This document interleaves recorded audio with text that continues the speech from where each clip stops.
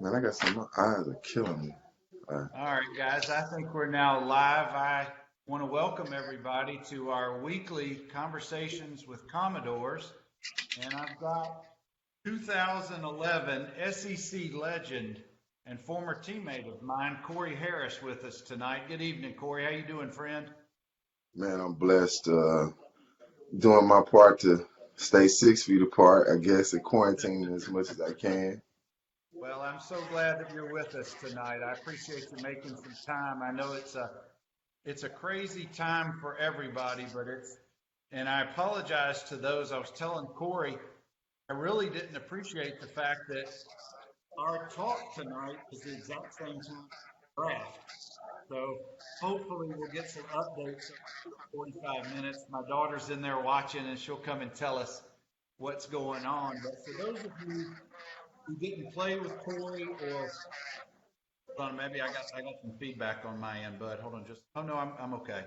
All right. For those of you who didn't play with Corey or get a chance to see him play, coming out of Ben Davis High School, came in with that just spectacular class in '88 with Derek Gragg, Clarence Civilian. I could go on and on. But that core group of guys played so many key games and plays over their 4 or 5 years on campus. And I was fortunate to play 2 seasons with Corey and that crew. I was 2 years ahead of them. And Corey then went on to the NFL after career. We're going to get into all of that. Corey, I want to go back to middle school. I want to go back to when you were 8, 9, 10 years old. Was football your sport, or did you play multiple sports as a kid? Well, where I grew up, I grew up during the time that the park system, the recreation system was one of those things where a lot of the kids in the neighborhood, a lot of kids in the area that I grew up in, whether it was formally or informally, participated in multiple sports. So football, basketball, it's just like where I came from. You kind of cut your teeth doing a little bit of everything, pick up basketball and the whole nine. And so growing up, over time, I participated in basketball, baseball, wrestling, track. So I did some of everything. I was always a multiple sport athlete, and my versatility is, I think, the thing that allowed me to even be able to stick in NFL. Well, it's our childhood. You and I are just a couple of years apart. Our childhoods were not spent inside playing video games all day, not on the computer. We didn't come in the house until Mama said it was time to come in the house, and I bet your childhood was probably spent in the neighborhood playing sports somewhere or doing something fun. But Corey, we got a bunch of folks who drove in. My high school teammate and our college teammate, Aristotle Kirkland. Turn it down. A-OK. All right, tell us, say what's up. Rock Batten says hello. Ken Hammond, Billy Smith, one of the Keystone Cops, he says hello. Oh And man, that's Gerald awesome. Boudin Mitchell has just joined us. Man, you just named some great guys in Vanderbilt's DNA history. That's right. And Sean Verner. And Corey, as they come in, I'll try to mention them, but it's going to be a bunch of folks, so I'll do the best I Okay, can. that's good. All right, appreciate you. You all right? Well, Bud, let's talk about Ben Davis High School. That's a famous high school, not only in Indianapolis, but in the country. And y'all have produced a whole bunch of great talent coming through there. So talk to us about playing for Ben Davis High School and growing up in Indy. Well, you can't talk about Ben Davis without talking about, I'd say, two things. Coach Dullahan, Dick Dullahan, Richard Dullahan, and Hallville, which is the neighborhood of West Side Indianapolis that I grew up. It was during the time when, um, as much as people like to break up the social issues from sports, you just look at history, they go hand in hand. And during the time of students being bused to different areas, I was in the 6th grade when we were bused even into the township of Ben Davis. So it was a time in life when America again was in the transition. And for me, it was a situation where you had uh, kids that did a lot of things informally going into a situation where the actual um, physical resources were there. And then you bring a guy like Coach Dellahan in. And so that's where I learned football. Growing up, Bill Ford was one of my mentor coaches, just younger, but during that time is where I really learned the work ethic. And Ben Davis was the type of school, Coach Dellahan was the type of guy that if you didn't have uh, discipline and if you didn't have work ethic, you weren't going to be able to make it in this team. Type of coach where you went to clinics and camps 2 or 3 times in the summer. I went to camp at 3 different positions.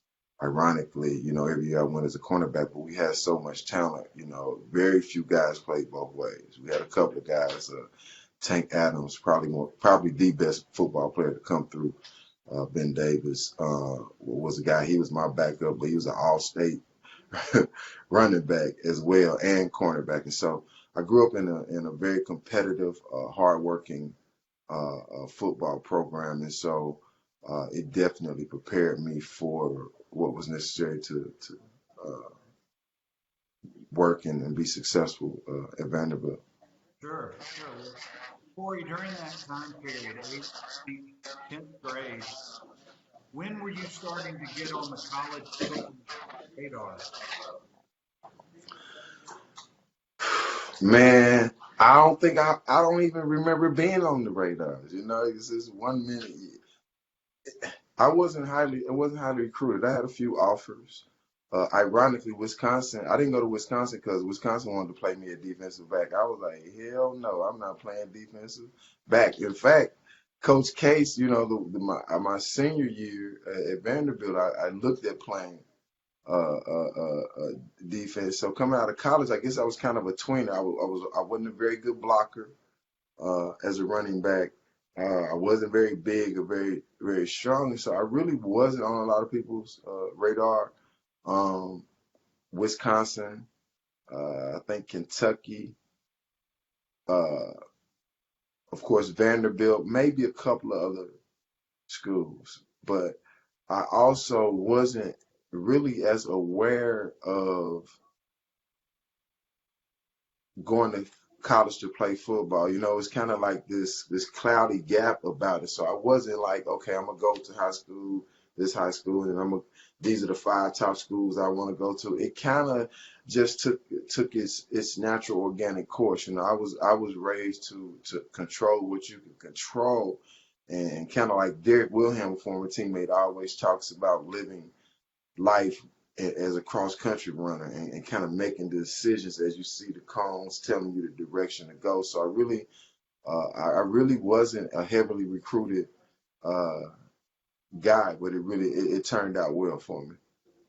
Well, and hopefully there's not continued feedback. Sorry about that, guys, on my end. Corey, you're fine. Some of the guys are noticing some feedback on my end, so please let me know if it cleans up. Royce Love has joined us. Uh, Russell Nicoli has joined us. Ed Zabrowski, thank you guys for joining us for a few minutes. Corey, what was it about Vanderbilt that you ended up coming and signing with the school? What convinced you? Uh, First of all, I came, if I remember correctly, I came in the middle of the week. So Mark Johnson Stump was my host. I came in the middle of the week. I was playing basketball at Ben Davis as well. Indiana's a big basketball state, so I was playing basketball as well. So my recruit trip wasn't, you know, the parties and the trips and some of the things. For me, it fit my pace as far as even then with how the city was, and I'm a preacher's kid, so my mom was like very protective. I won't say strict. She was protective, like super, super protective. I'm a baby child, so really me leaving a home, I was close enough for my parents to get to, and honestly, at the time, Peabody.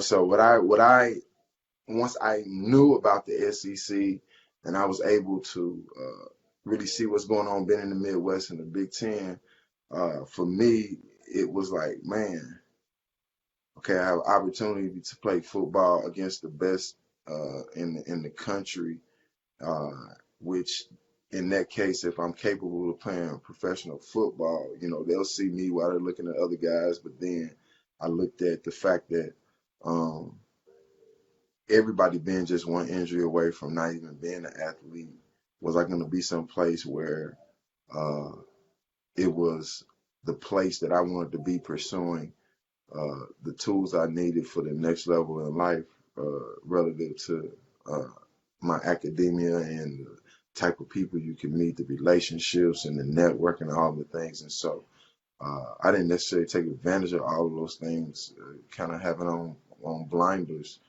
relative to just getting that degree and playing football. But that's pretty much it. Playing at that high level of Well, clearly your visit and hanging out with Stump for a couple of days must have made an impression because obviously you signed and came on. Now, when did you get to meet the other fellas in the recruiting class? Was it before you actually came to camp in that summer? Y'all get to meet or anything before? man. Listen, it's crazy over the last probably 18 months. It's kind of like in my brain there's been like these movies stored up. You know how everybody's seen all these movies, and then you get home and you locked in like now in quarantine. And the one good thing about what's been going on with you is like you haven't watched any of the movies, so you get like movies for days. It's funny because as I've seen pictures and videos and different things, there are just really things that I um just are just so far in the darker that I had never even thought about. And just as they pop back, it's kind of is that real? Do I remember that? And one of the memories I do have, and I could never forget, is my first day on campus. My first day on campus, parking, going to the dorm. What was the freshman dorm name? What was the dorm? Branscombe? Going to Branscombe, I'm getting on the car. The first person I see is my college roommate and my best friend and my brother, Derek Gray. And in that first conversation, I meet somebody, you coming on the yard. For a good thing that's campus. I'm coming on somebody that's been on there, intelligent guy, but he's from the same place that my parents are from, the Huntsville area. And so for me, it was a godly organic transition. And to have met the fellas after that, I see the next person I see is AC walking across, and he rocked up like Herschel Walker. And I'm like, man, what position he played? Linebacker? Derek Drag is like, nah, man, he a running back. I'm like, oh, I'm definitely getting red shirted. So uh, and then after that, at that first meeting is when I met everybody else. I didn't get to come. I wasn't on the trip when everybody got to meet Money Hands, aka Clarence Bunk Civilian. So I didn't get to. I was by myself on the trip. So Well, you've mentioned some of the fellas. I'm going to get to them in just a minute because I know you guys have had a 25, almost 30-year bond with y'all, and I've read Derek's book, and it's just a fantastic portrayal of your friendships and accomplishments. But we're going to get back to that in just a minute. I want to welcome some of our former teammates, Kevin Dowling and Brian Donnelly, Jason Tomachek, whole bunch of folks are rolling in. oh man, that's what's up. What's up, fellas? So Corey, you live in Branscombe your freshman year? Did you move to the Towers your last years? Is that where you lived your sophomore, junior, senior year? My senior year, I stayed off campus. Derek Gregg and I and William Brown were roommates. So we stayed off campus, but I think after Branscombe, wherever the normal place that It was the the towers. Towers, yeah. So yeah, exactly. So I went from Branscombe to Towers, and I was in Towers, and then it was off campus. I guess when they started giving checks for living off campus, guys. That's right. That's right. So Well, Corey, let's talk about a little bit of your time on campus. Do you remember having any favorite places you like to go or any classes that stick out as memories? Maybe a favorite pizza place or a hangout, all of you and your buddies at the time when you weren't doing football, getaway places. well, as far as the fellas concerned, I mean, that's who I was. That's who we were with. That's who we were with plenty of the time. For me, uh, being somewhat of a homebody, I didn't go off. I didn't get off campus a whole lot. Like the area restaurants, that was pretty. That was a huge step from where I had been. And then when you go from not having certain things for a lot of people to having access to those things, like just around campus, it was just a wonderful period in life. It was the point of safety was a thing, and then meeting the new people, and then the social experiences, and obviously the city uh, uh, growing. So I think for me, it wasn't any one specific thing. It was just the experiences on campus, being a part of the culture, and seeing things with the Black Student Alliance, with the fraternity, with the Well, other that's student athletes well, as that's what I well. was going to say, Corey. With the 10 guys who came in your class, and most of you, I think, all pledged Kappa Alpha Psi. And you just seem, it wouldn't have mattered if you guys were at a bowling alley or standing in a parking lot or in a classroom. You guys were usually all together, all having a good time, and probably enjoyed a tighter bond than really most guys ever do from a friendship standpoint, because almost everybody in that group was on the football team as well. So y'all were always, you had a built-in family within the family dynamic. That's my observation. And that's exactly it. Derek Payne ended up playing Alpha Phi Alpha. Marcus Wilson recently actually just played Phi Beta Sigma. And then, of course, me, uh, uh, Derek, and William Brown. Brett. We had several guys on the team that were capitals, but we were already in a fraternity of sorts. Having played, when you play football, you're in a fraternity. You're in a fraternity. You don't necessarily go through a formal pledge to gain the respect and the deference, but you go through it. And so having the bond that we had coming on campus, it changed our life experience. Like, I mean, it was literally brothers, and we experienced the death of one of our brothers while on campus who didn't play football. We experienced brothers leaving because they, for whatever reason. And so I think it really made that transition and that time, because we're still friends today. And when we're brothers, I can't even say, I don't even feel right saying friends. Like, those guys are brothers. And so I think each team, that's the thing that happens when football is when it ends, or when you're not expecting it to end and it ends, losing that camaraderie of your band of brothers. Let's talk about your freshman year on the field. When you first came into fall camp, what was your understanding? Where were you going to be playing and competing for time? I wasn't sure. I thought that I would be, my favorite football player coming up was Eric Dickerson.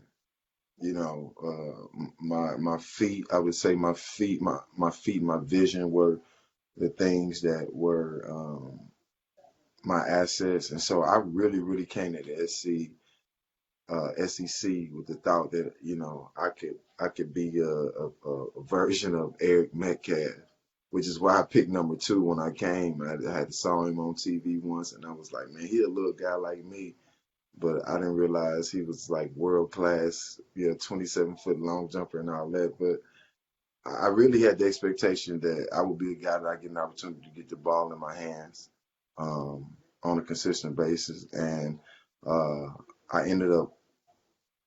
I, and I never thought about what offense that the team ran. Like that wasn't really a factor. That's kind of how far removed I was from, is this a good school for me? It was really, really about life and the opportunity to play football. And so I really didn't have any expectations but to work in whatever system I was going to end up being in and being able to adapt and get myself an opportunity. Well, you adapted fairly decently, I would say, by your senior year. And I don't know what the end result was, whether it was you or Eric Rett was the SEC season leader. There's that big debate about that pick for Marcus Wilson. So anyway, I think you're the SEC 91, that's for sure. I played with Eric Rett, and I told him that when I saw him, he knew I was the SEC leading rusher. That was a fumble recovery, not a backwards run. I want to welcome David Kropp, Coach Gary Shepard, and Mm. Galbraith Gagne. Hi, guys. Thank you for spending some time. I'm sorry if you're getting feedback. I don't know what's on my end, but I've done all my adjustments. But we want to hear from Corey more than we want to hear from me. I thought was I muted or could you hear me? I, you, you just unmuted. Coach Shep says to tell you hello, and Tell he me, usually sir. watches. Corey, talk to us a little bit about some of the experiences, some of your memories, whether they're in practice on campus, trips that you just remember, or memorable games, great running games, yardage wise, against Army and Georgia, which may still be in the top 10 in Vanderbilt history. One of the things, looking back, I think I won 10 games. I was part of the teams that won 10 games in 4 years. I was 9 games in 4 years. 10 games. And then so I look at a guy like yourself, I look at a Clarence Civilian, I look at guys, and I see from a win-loss perspective how it was. And I never remember stepping onto the field and feeling like in my mind that we didn't have a chance to win a football game. And to me, I don't know. I guess I could be been fooling myself, but I think that time of practicing and going out playing every week, pretty much knowing that you outnumbered or outmanned, but still having the mentality and still seeing guys fight and still see guys put on the line and see guys get hurt and that was something to me that I always it just takes a special man, a woman to attend the Vanderbilt University, be expected to compete at the highest level like we do in multiple sports, but in a sport like football where you need, so many dogs to be competitive at the highest level in the nation, but still be able to do it off and on was still something that was pretty impactful uh, to me. Games wise, I think the Georgia game, because it was homecoming, clearly nobody expected us to be able to win that game. And then the fumble that lost us the game that same season that I fumbled in LSU, that's something that one of my biggest football lessons in life came from um, in regards to coaching and um, being a player. Corey, your senior year, if I remember correctly, Coach Watson Brown, who was there my 4 years, he left, and then Coach DiNardo. Was he your coach this season? Yeah, Coach Donardo was our coach. I remember going into his office and telling him, Coach, I don't know, because he had a thing about seniors. Like, okay, I'm a new coach. You're a senior. You're probably not going pro. So if you guys just want to, be here on campus, we'll pay you a scholarship. I think he offered every senior the opportunity to be at school and just go to school and not play just because of kind of a lame duck situation. And so I went in and basically was like, Coach, use me wherever you think I can best help the team. And that was the week that I spent on defense in the spring. And Coach Case called him, met up with Coach Donaldo and told him, said, there's no way that he could ever play defense. Of course, I ended up playing 10 years defense in the NFL. And every time I used to see Coach Case, he would bring that up. He said, I sure knew a thing or two, didn't I? So, yeah, Jerry DiNardo, but that I was third team running back going into to the summer camp, going to bell buckle. So, man, that's just another thing to me that things work out like they're supposed to work out, and ended up having a great season behind and with some teammates that made that season historic.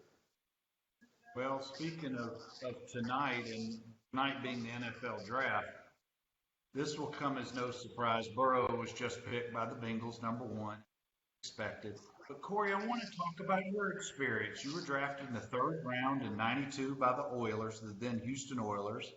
Talk to us a little bit about your preparation and getting ready for what you were feeling and thinking leading up to that time. Most of us will never have that experience. We want to live through you a little bit. Well, man, we probably should have brought the fellas on here because I was actually asleep during the draft.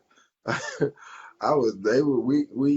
had a little card deal, I think, and I had spent some money, had a big suite downtown, and my brother and fellas, I literally actually am reaching out and getting some video and stuff from them. Now I'm going to put something together and put it up on Sunday about my draft day because I honestly, Bernard, I can't even hardly tell you, preparation wise, it was just more that I had done all my life. You know what I'm saying? Like when it comes to testing and analytics involving those athletic components of the game, that's something I grew up doing, and all of those drills that are a lot of them based on explosiveness and change of direction and quickness, with two of those three was just something that God gifted me with. And to get in a position where a team like Houston was saying, okay, well, we can make, and really Houston had in mind what's really relevant today, and that was taking a bigger running back than typical slots and getting short passes. And so it was really a good concept. And one thing that they didn't do their homework on, though, was I was blind as a bat.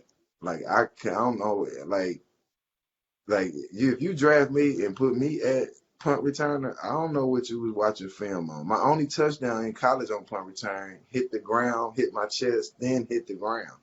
You know what I'm saying? Like, no, I'm not drafting. Like, I'm going out there on punts thinking to myself, like, I'm getting ready to drop this. That was in college. When D Payne got hurt against Mississippi State, I remember. Now, that's another memory I have. I won't forget because it was nighttime. D Payne got hurt, and they say, Corey, you going at the punt returner. I was like, what? I go to D Payne, he got an ACL tear. I said, well, you sure you can't just go out there and fair catch? And like, for real, somebody point shaving if they put me out there at punt returner. Oh man. Well, that's when your athleticism took over.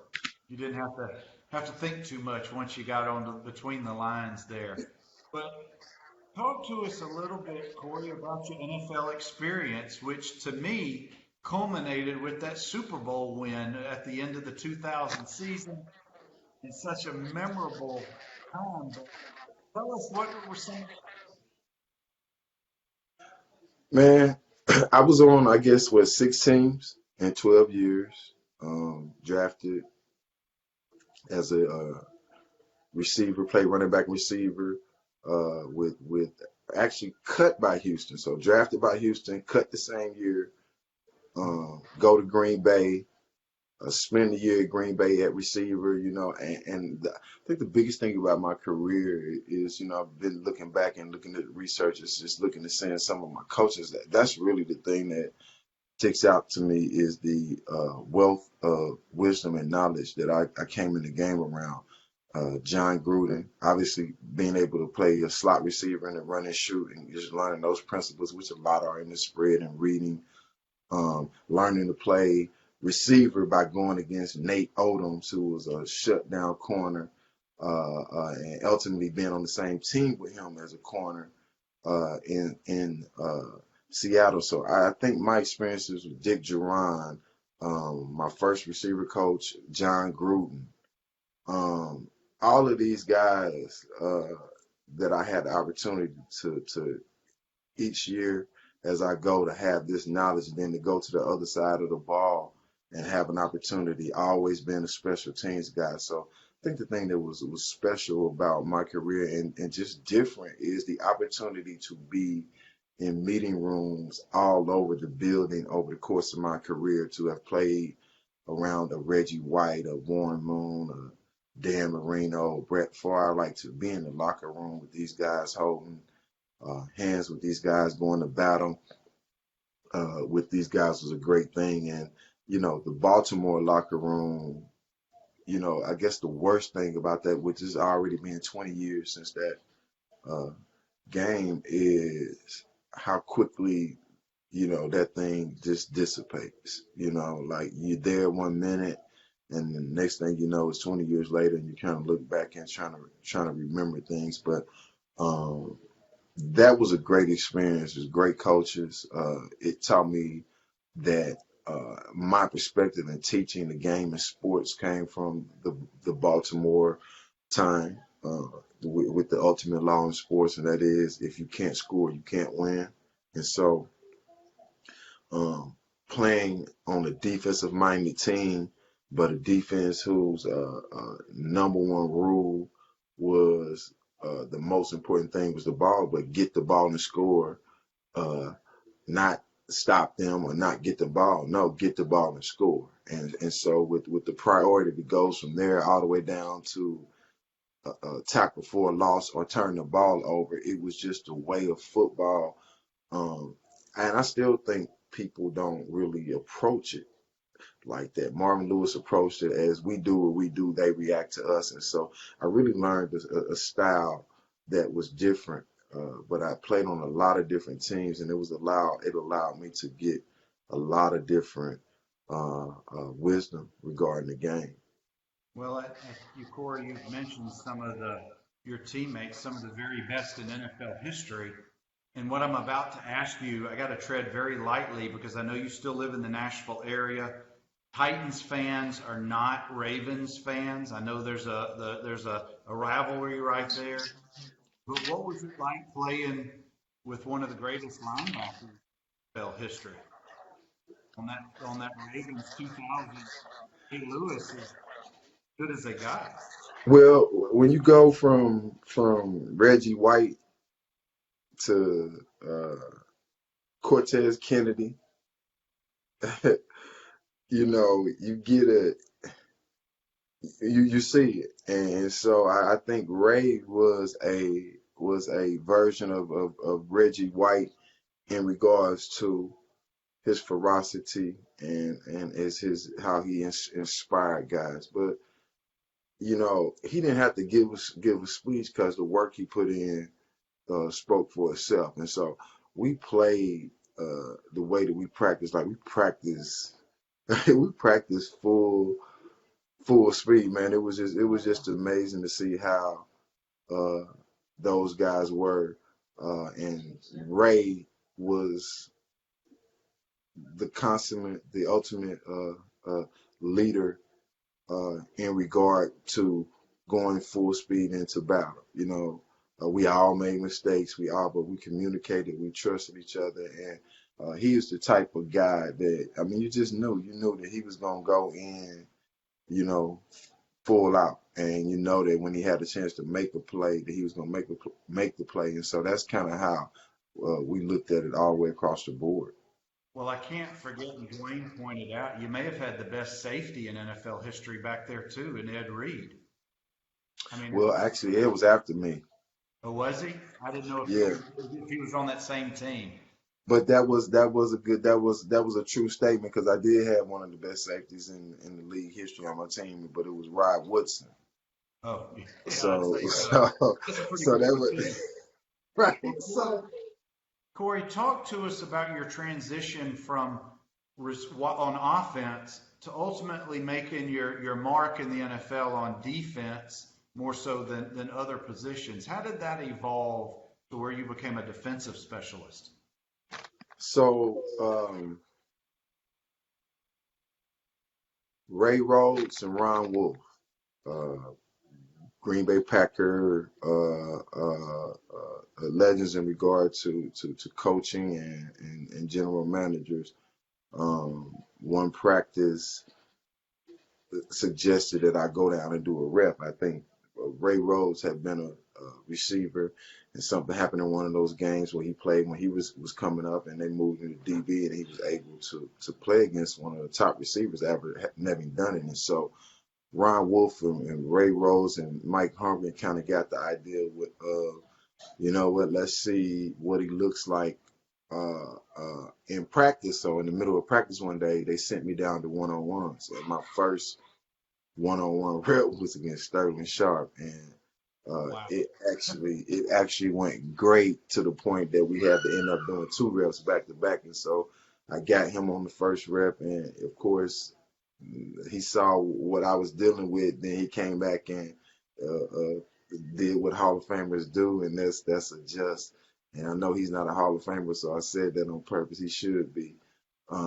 He's one of the greatest to ever do it, and um, so after that following season, I actually was playing both ways. I actually was a slot corner and kind of a third down specialist, kind of during the era when third down backs come on, the Alvin Kamara type of situation, but it was more situational football, and so that really fit my that really fit my skill set because I grew up doing a little bit of everything. And so that's really where I was most comfortable, not having to be so skilled and knowledgeable at a position like corner where it could cost you everything versus kind of having a little bit of protection there in the slot and then not having to learn all the protections and everything on offense. But I tore my knee up.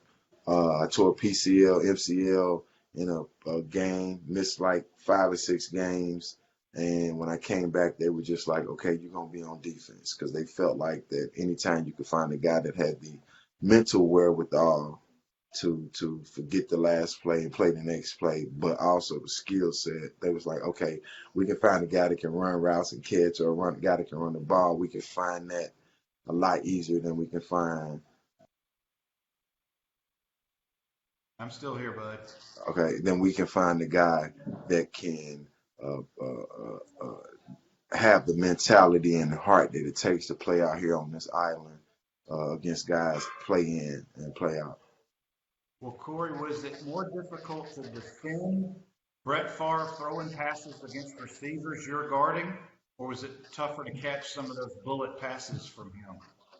Man, when you got eyes like I got, of course it's more difficult to catch a Brett Favre pass on a 7-step out and the ball is coming before you even turn. You turn around, the ball right in your face mask. That didn't last. That didn't last long. But between the velocity of the ball and my bad vision, that just wasn't a good mix. I'm not trying to make fun of you, but I just know that Brett Favre had one of the fastest and hardest passes, John Elway like, in the last Oh yeah, 30 years. yeah. I've seen Brett split plenty of webbing in fingers and gloves. I've seen a pass go through George Teague's hand and hit his face mask and like. snapped his what's the name loose. Wow. George Teague made a great break, and this ball just shot through. Man, it's crazy. Man, this that you bringing this up. I guess like I just saw that. So he just made a great break on the ball, and ball shot through his hands and just popped his helmet loose. So yeah, Brett Favre had a cannon. He sure did. Well, for those of you who aren't following the draft, Chase Young went number 2 to the Redskins, and then the Lions just picked up, I think, another Ohio State, maybe one of their linemen. I'm not sure who it was, but anyway, Corey, we're going to move beyond the NFL, and I want to talk about what you're involved in such a really cool nonprofit that I want you to share with folks who don't know what you're involved with, because I think it's such a great idea and a much needed um, organization. It's a little bit about From the Heart.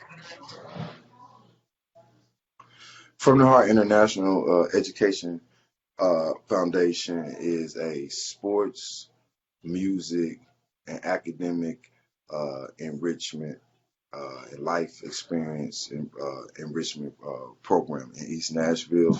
Is where our actual physical facility is, and so our goal is to introduce school age youth, to the fundamentals of sports and music, using, every time we go speak, you ask kids what they want to be. A lot of kids we speak to, they want to be athletes, they want to be entertainers. And so uh, our programs, Music for Life and Sports for Life, those programs are geared around developing the intangibles that are necessary to be successful through sports and music. And so our approach to it is very relationship oriented.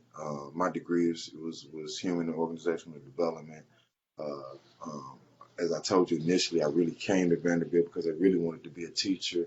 I never got certified to teach, but I've always been a teacher uh, at heart. And so in this program, we're in an area where we're attached to public housing, which they're calling affordable housing now, but we're attached to public housing, and we're in a position to be able to give uh, life support to families so that they have the opportunity, their kids have the opportunity to have life experiences that will change their perspective. And if you could change a kid's perspective, you could change what they hope for. If you can change what they're hoping for, you can change what they believe. If you can change what they believe, you change that mindset. And with a mindset change, along with things like changing their nutrition and things that we physically can do, it's an amazing thing that can happen.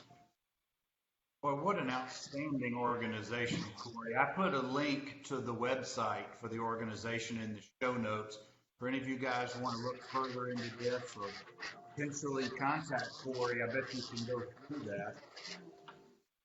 Corey, I guess talk to us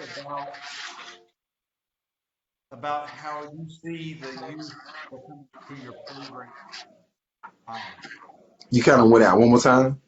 I'm sorry, my connection is just weird tonight, but I want you to talk about what you're seeing with the youth who are coming through your program. So we have, I think it's been 5 years, maybe four or five years. For me, it's crazy because one of the first things I did when I got drafted that summer in '92 after the season, I had a performing arts center that was right behind, if you know where the Holiday Inn is on West End, right? There's a McDonald's across the street, and there's a barbecue place behind it. There's a big house on that corner.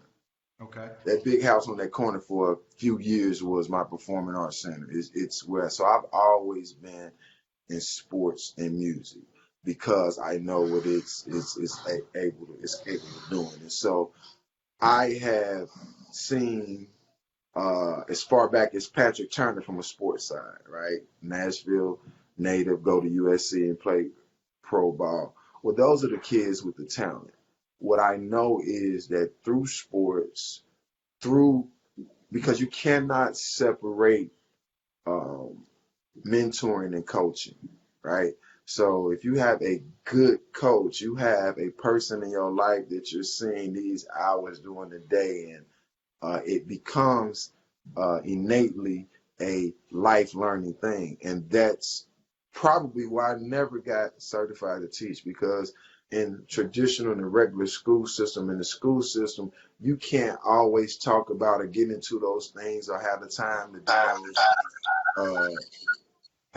to do those things that you are able to do coming up in the sports. So I've seen, like right now, I have a young man whose parents are looking at what he's doing and saying that his behavior has completely changed. His behavior has changed because his self control uh, has changed, and so we use the sports and we use popular music and we use the things that these kids love to develop that work ethic and develop that self control. And that's the biggest thing. You can't really measure the things. There are things that you can measure that we do, uh, but the things that are most important, the intangible traits for success, uh, those things can't be measured, and we see them time in and time out. Corey, you still there, bud? Yeah, I'm here. I got some weird stuff, but I didn't mean to interrupt what you were saying, but it's got to give you such gratitude and such a good feeling knowing how much of a difference you're making in the lives of so many kids in the Nashville area. Definitely, it definitely does. And for me, it's due to work where you are. One of the things I learned with the NFL, you're not gonna always be where you want to be. You're not gonna always be a place for a long time. So wherever you are, you have to try to do the work. And I think the thing about even the situation we are in now, the COVID-19, I think the other thing is we have to slow down enough on our own to realize what's important to us. Like playing with the Ravens, like to let a season like that go by and not be able to like remember or recount. You have to slow down and give where you're supposed to give and enjoy those things. And whether you're making $5 million a year or $5,000 a year, what you realize in real life that there's probably always somebody that's doing worse than you that can use a word or a hand up to be able to have a change in perspective, be able to have that mental mindset turnaround. So it definitely is fulfilling, and but you don't always just look at the outcomes. Sometimes you just look at the work. You just put the work in, and hopefully, what's supposed to get done gets done. Well, it's some wise words from you, Corey. The journey is just as important as what I'm hearing from you. But I want to give a shout out before we get out of here. Carlton Hall, Daniel Petrie, John Griffith, a whole bunch of folks, Damian Charlie. But guys, thank you for stopping by this evening. Corey, it's been so great catching up and hearing from you. But I'm going to give you, before we get out of here, I want to give you the last word. I want you to share with us something about what they mean to you or about your experience on campus, or even better yet, what if I'm a high school athlete and I'm thinking about Vanderbilt? Why would I want to come? Well, let's start with uh, like I said, you come on campus and your first day on campus, something that you don't control happens, and you're no longer an athlete. You're a student who can't help the team win a game.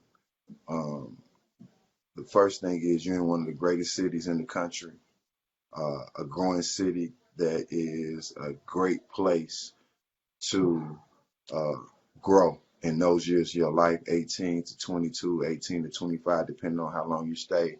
And then looking at what I call the box. When you go into a lecture hall, that seat right in front of you, and then 45, 45, 9 o'clock, 3 o'clock, and those three seats behind you. That box. The box at Vanderbilt is one of the most diverse connected, internationally connected systems that you'll have access to, and being in all of those classes, having that kind of reach around the world. If you get to know those people, you're going to be in an area. You're going to be with world class people, and not just for business connections, but I've had my friends. I met my friends on an August day in, I don't know what it was, '88, and 30 years later. You know what I'm saying? Not just friends you call and check up with every now and then, but people that you take your vacations with, people that when in times of need, they're there for you. You're able to be there for them. And so, why wouldn't you choose a school that's going to give you a top education? It's going to give you a relationship network base that you can't put a dollar value on. You're going to get an opportunity to play uh, in the top league uh, in the country, and it's Vanderbilt. The campus, just look at the campus, Google the name, and see what you're getting yourself to make an opportunity to be a part of that DNA. And so when you look down that line, you can't do anything but be proud. After the wins and losses don't mean anything. Um, it's a beautiful life as a Commodore relative to uh, the friendship and the brotherhood and the sisterhood that you gain um, from going. Corey, thank you for reconnecting with you. Kimberly's friendship and going down memory lane about some good times. All right, man. I appreciate you. Thanks. Guys, thank you again. This is another conversation. Commodores, SEC legend, Commodore legend, Corey Harris. Next week, we got another SEC and Vanderbilt legend quarterback, Kurt Page, is going to join us. Oh, yeah. So, guys, you guys have a good evening. Be safe, and we'll see you next week. Take care.